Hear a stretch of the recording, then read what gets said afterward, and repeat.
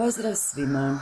Dobrodošli u bosansku kuhinju u kojoj pripremam jela bazirana na biljnom svijetu, bilo onom iz moje bašte, bilo prikupljenog u prirodu, što dalje od civilizacije. Ja sam Suzana i danas pripremam složenac sa vrganjima. Tokom jeseni, kakva je bila ova, i sunčana i kišovita, šume obiluju vrganjima. Drveće i gljive žive u simbiozi na način da gljive drveću daju hranjive tvari i kisik, dok drveće gljivama daje ugljen dioksid, što je samo jedan od primjera harmonije u prirodi, naravno sve dok čovjek svojom intervencijom iz neznanja ne naruši balans i napravi štetu.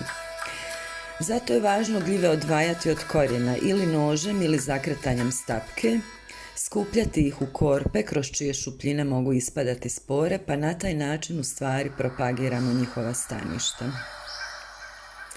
Sezona vrganja je kratka, ali u njima možemo uživati tijekom cijele godine jer su pogodni za kiseljenje, sušenje i duboko zamrzavanje.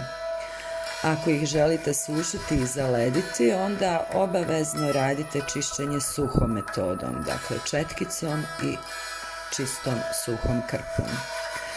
Pored niza minerala kojima su bogati, vrganji sadrže ergosterol, tvar koja se pretvara u vitamin D, što ne može ponuditi niti jedno drugo voće i povrće u prirodi.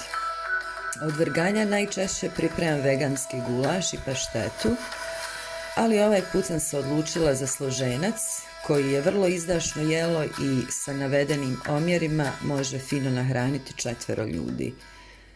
Inače, moji recepti se uvijek nalaze u opisu videa, tamo ćete dakle pronaći i sastojke i način pripreme.